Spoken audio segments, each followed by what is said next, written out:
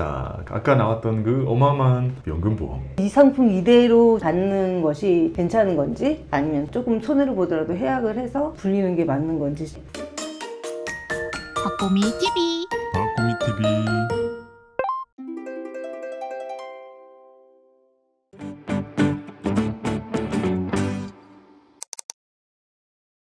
그 다음 질문입니다. 남편분의 네. DC 계좌에 있는 이 엄청난 수익률, 방산과 조선과 반도체와 바이오, 그리고 빅테크와 버크셔부터 해서 정말 다양한 자산들이 들어있습니다. 그리고 너무 좋은 수익률 보여주고 있어요. 네. 그래서 사실 두려운 거예요, 이제. 매도를 해야 될 시점이 되지 않았을까. 근데 저희 남편이 매도를 잘 못해요. 사는 건 잘 사는데 매도를 잘 못해서 본인도 그게 좀 고민인 것 같고. 이게 수익이 많이 났잖아요. 네. 그동안은 계속 이제 올라왔으니까요. 네. 근데 만약에 살짝 하락세에 접어들면 수익이 난 게 줄어들잖아요. 그게 완전히 손실로 느껴질 거예요. 그때 12월이랑 4월 때 보니까 수익이 반토막이 나더라고요. 지금은 장이 좋다고 제가 운 좋은 거라고 얘기를 하고 본인도 살짝 느끼지만 매도가 안 되는 거예요. 그래서 지금 시점에서 매도를 하는 게 저는 맞다고 생각을 하거든요. 그리고 이제 이거를 조금 더 안전한 포트로 짜서 관리를 했으면 좋겠는데 남편이 그거를 실행할지 알지는 모르겠어요. 근데 본인도 궁금한가 봐요. 이 시점에서 매도를 해야 되는 게 맞는 건지. 이제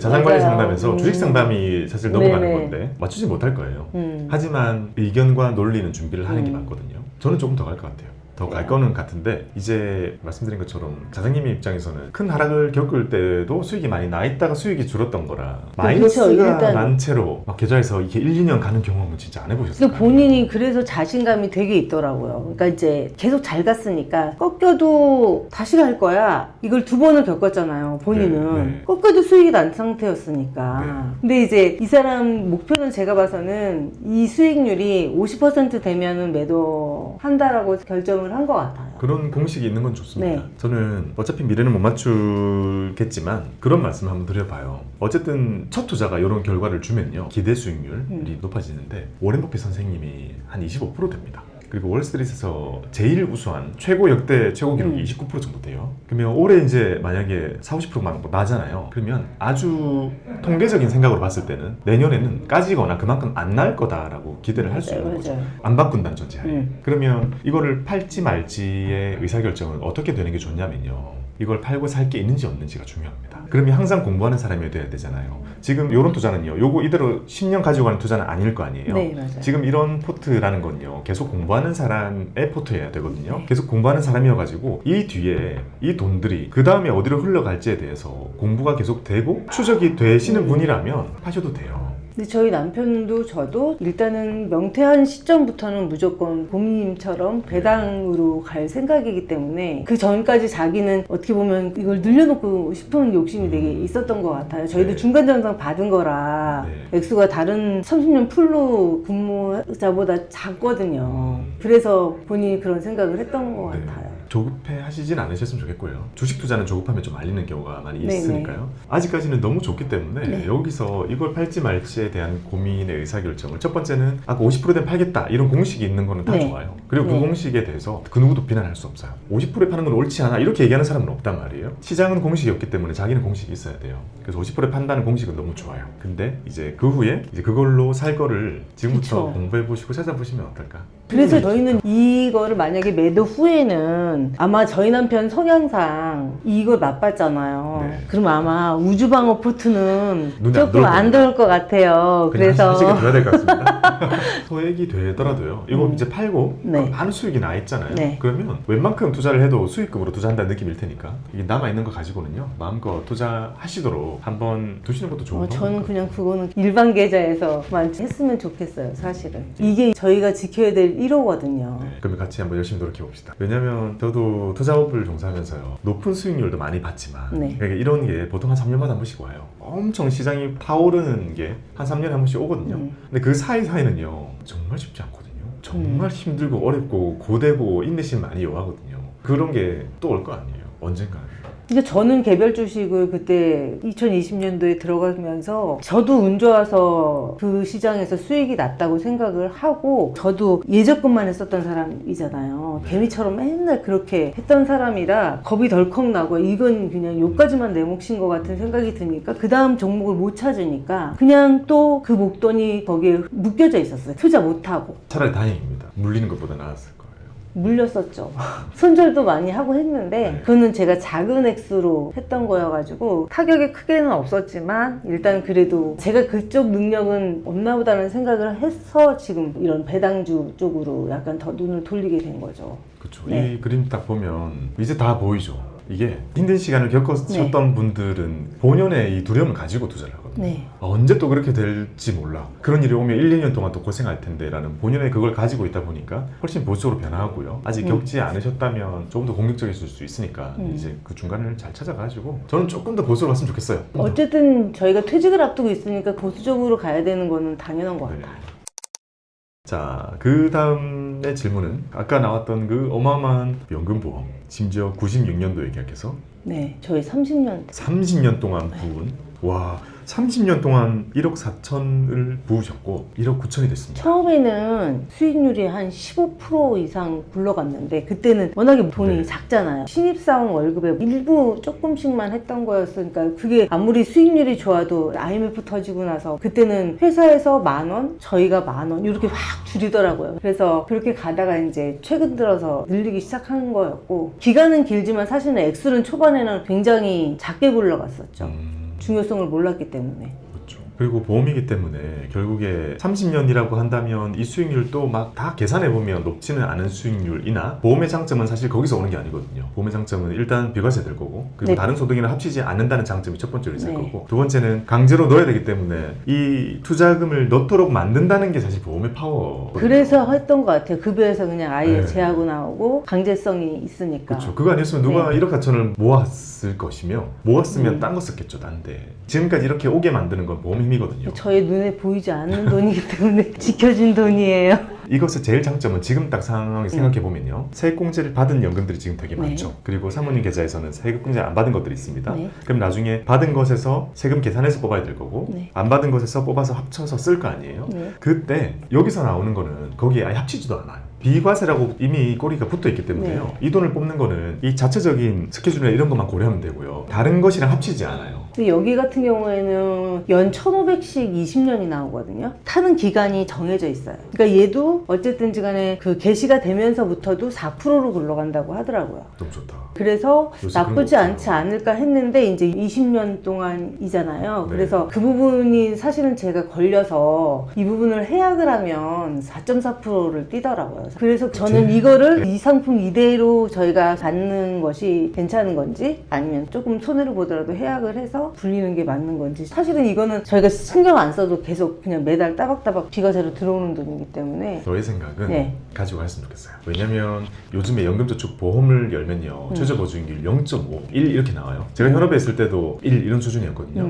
근데 최저 보증이 4잖아요. 요거는 미래 금리가 어떻게 될지 모르지만 혹시 저금리처럼 될 수도 있어요. 네. 2% 3%의 미래가 올 수도 있는데 그때 100% 안전하게 4를 약속해주는 게 있다면 가져가면 좋을 것 같고요. 일단 그런 생각 많이 해봤습니다. 지금 다른 자산들 있잖아요. 네. 얘네들 잘 지키면 20년 동안 풍족하게 받고 나서 갑자기 끊기더라도요. 그 뒤를 커버를 해줄 수 있을 것 같다는 생각이 일단 들었어요. 네네네네. 그래서 다른 게 없다면 요거라도 손을 대야 될 것 같지만 얘는 지금 전체적인 노후 자산에서 감초 역할을 해줄 것 같아요. 20년 동안 더 얹어주는 1,500이 될 거 아니에요. 네. 완전히 확정인 거잖아요. 네. 4%라면 높은 금리를 확정해가지고 매월 125만큼은 그냥 더 쓰고 네네. 놀고요. 20년 더 지나고 나면 사실 7, 80대 접어들게 되잖아요. 그때는 병원비를 제외한 놀기 위해서 쓰는 돈 자체가 조금 줄 거거든요. 아, 네. 그럼 그거는 밑에 있는 거 요거 잘 네네네. 굴리면 충분히 커버가 될 것 같아요. 그래서 액티브 시니어로 20년 동안 즐기시는 네네네. 것에 더 좋지 않을까. 네, 알겠습니다. 이게 해결이 된 것 같아요. 이건 다른 거랑 고려했을 때 다른 게 충분히 네. 받쳐줄 거기 때문에 네. 가지고 가는 게 좋을 것 같습니다.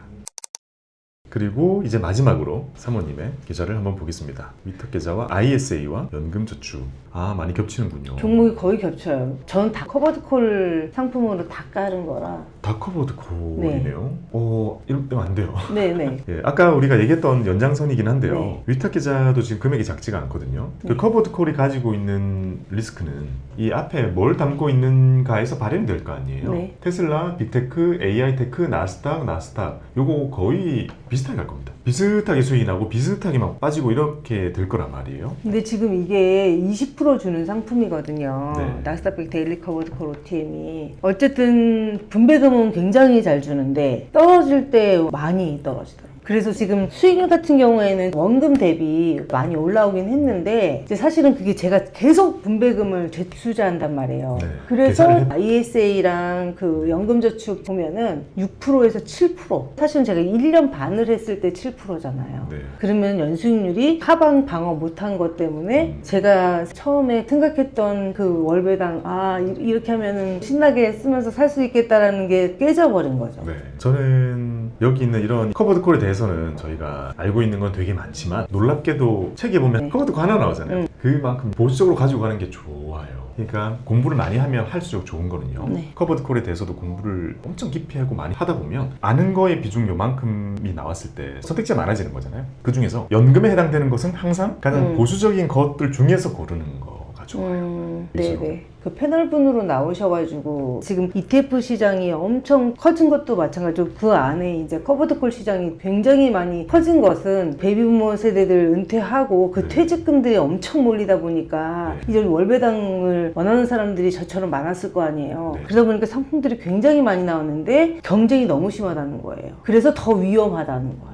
그래서 그 얘기를 듣고 정말 뒤통수 한 대 맞은 것 같아서 잘 생각해보면 일본이 우리나라보다 먼저 늙었잖아요. 거기는 음. 옛날에요. 월배당에 대한 수요가 너무 많았었거든요. 네. 그래서 이런 거 하기 전에 월배당 펀드 상품이 그때 당시에 베이비부머 은퇴자들한테 엄청난 인기를 끌었어요. 대박이 난 적이 있었거든요. 근데 결과는 안 좋았어요. 결과가 왜 안 좋았냐면 배당을 약속했던 거예요. 펀드들이 배당을 약속해 놓으니까 나중에 여기서 충분한 배당 수익이 안 들어왔을 때는 원금이 나갈 수밖에 없었던 거예요. 그래가지고 나중에 많은 사람들이 배당은 따박따박 받았는데 나중에는 이제 안 나오는 거죠. 왜냐면 원금이 이제 없어지니까. 그래서 그런 실패 사례가 있어요. 네. 있고 나서 그 다음에 한참이 지나 이런 커버드콜이 나온 거잖아요. 그래서 커버드콜을 볼 때는 첫 번째는 여기 배당 수익률이 아니라 지속 가능성을 봐야 됩니다. 지속 가능성을 해치는 게 방금 말씀 주신 것처럼 이게 너무 커진다는 건 사실 좋은 게 아니에요. 왜냐면 결국 옵션 매도를 하는 거잖아요. 옵션 시장에서도 정해져 있는 캐파가 있을 텐데 시장의 크기가 있고 다 카운터파트가 있는 거잖아요. 대한민국에 지금 이 수조 원이 들어가고 있는데 이 모든 거를 글로벌에서 지금 받아주고 있는 거거든요. 근데 무한히 커질 수는 없는 거잖아요. 그러면 나중에 콜옵션 가격이 지금만큼 받아오지 못한다면 옵션 매도 프리미엄의 크기가 줄어들 리스크는 있죠. 일단 하락하는 거는 당연히 장을 타는 거고요. 네. 그거 말고 이 본연의 리스크는 옵션 프리미엄의 크기가 줄어들 가능성이 있잖아요. 네. 줄어든다는 것 자체는 나의 배당 수익률이 줄어들 리스크라는 거잖아요. 그렇다면 그거를 없앨 수 있는 방법은요. 자, 이 ETF에서 뒤에 커버드 콜을 없애면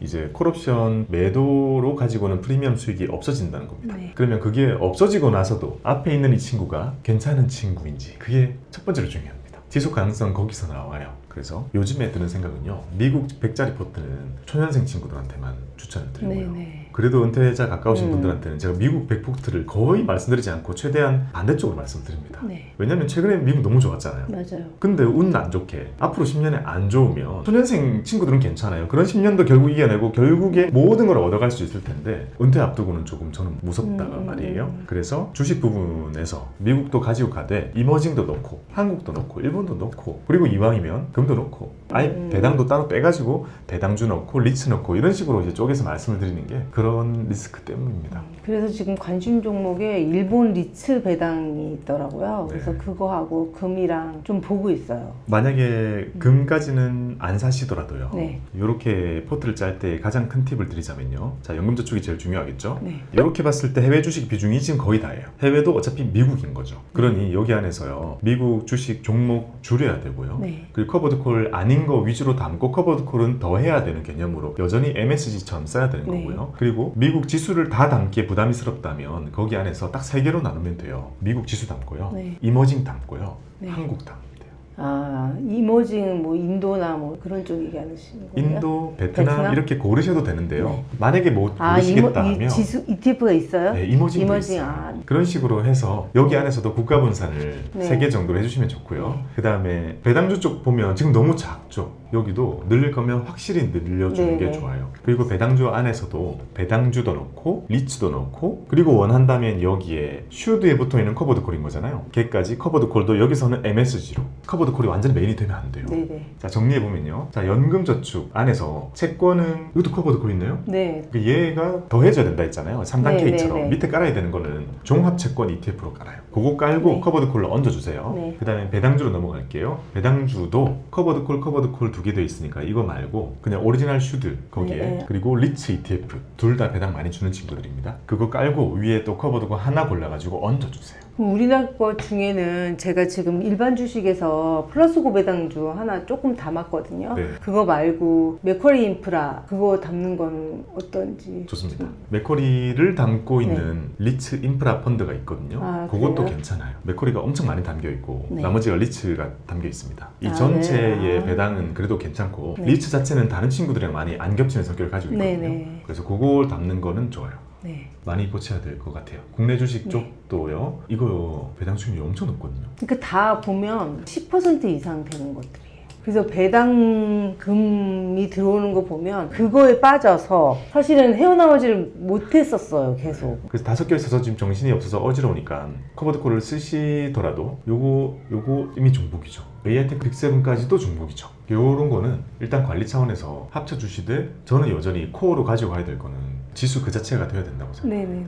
만약에 중간에 저희들이 뭐 사실은 목돈이 필요할 수 있잖아요. 지금 전 재산은 거의 다 이렇게 연금이랑 이런 거를 묶고 ISA는 다 이제 이쪽으로 옮길 계획이어가지고 네. 풀로 지금 현금성 있는 제 자산을 다 여기다가 넣고 있거든요. 네. 근데 이제 만약에 목돈이 필요할 경우가 있다. 그러면 어떻게 활용하는 게 좋을지도 은퇴자 입장에서 사실은 이렇게 따로 현금화 시켜서 해놓으면 좋겠지만 이제 은퇴하고 저희가 배당금으로 살려고 할 때는 다 이게 지금 연금저축으로 가 있을 거 아니에요. 만약에 이렇게 됐을 경우에 중간에 목돈이 필요하다 그러면은 여기에서 빼야 되나요? 그때 네. 팁은요. 자, 네. ISA는 아마 8천 정도 채우시고 넘어가게 될 겁니다. 8천 정도 채우고 연금저축으로 넘기게 되면 자, 연금저축도 다 안세공이잖아요. 그리고 ISA에서 넘어온 것도요. 일부 300만 원 빼고 나머지는 다 안세공을 묶이거든요. 지금 사모님의 계좌에서는 돈 묶이는 거는 거의 없거든요. 저는 이것도 300만 원 안 받을 거예요. 그쵸. 네. 그러면 이제 안세공만 가득 차 있잖아요. 네. 그런 거는 언제든지 뽑을 수 있어요.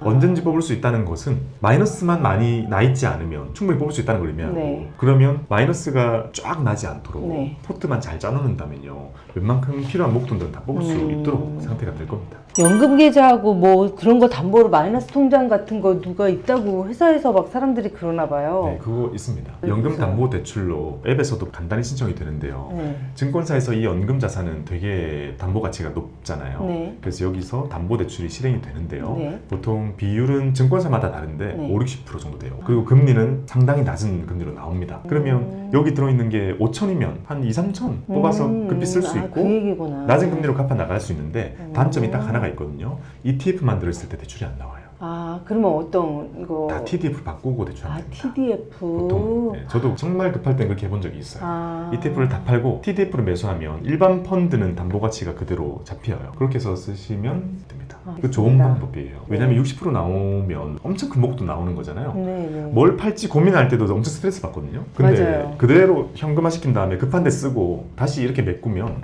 이자만 내면 되니까요. 그러기도 하고 또 퇴직 후에는 사실은 마통도 다 그렇죠. 없잖아요. 그거 되게 타격 크다고 하더라고요. 알겠습니다. 저희가 일단 이제 시간이 다 돼가지고 네. 마지막 인사 말씀해 주시죠.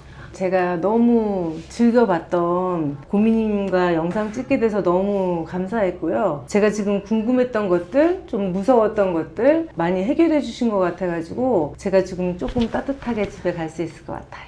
여러분 성투를 기원합니다. 감사합니다.